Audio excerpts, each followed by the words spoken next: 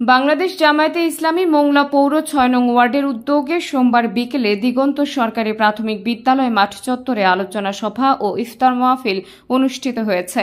আয়োজিত এই অনুষ্ঠানে মোংলা পৌর ওলামা বিভাগের সভাপতি মাওলানা আব্দুর রহমানের সভাপতিত্বে এবং পৌর ৬ নং ওয়ার্ড যুব জামায়াতের সভাপতি এবং আব্দুর রহিম রাসেলের সঞ্চালনায় প্রধান অতিথির বক্তৃতা করেন জামায়াতে ইসলামী বাগেরহাট জেলার নায়েবে আমির ও কেন্দ্রীয় মজলিসে শূরা সদস্য এবং জেলা জামায়াতের নায়েবে আমির অ্যাডভোকেট মাওলানা শেখ আব্দুল ওয়াদুদ।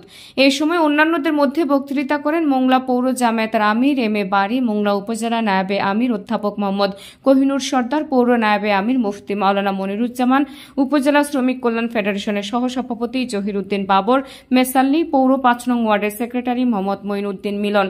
এই সময় বক্তারা মাহে রমজানের সিয়াম সাধনার মাধ্যমে মুক্তাকি হওয়ার প্রচেষ্টা ও মাহে রমজানের গুরুত্ব, তাৎপর্য ও শিক্ষা সহ যাকাত ও ফিতরা আদায়ের গুরুত্ব এবং প্রয়োজনীয়তার বিষয়ে আলোচনা করেন। পরে দেশ ও জাতির কল্যাণে দোয়া করা হয়। শেষে কয়েকশো রোজাদারদের উন্নত মানের ইফতার পরিবেশন করা হয়। Desk report, Mongla post.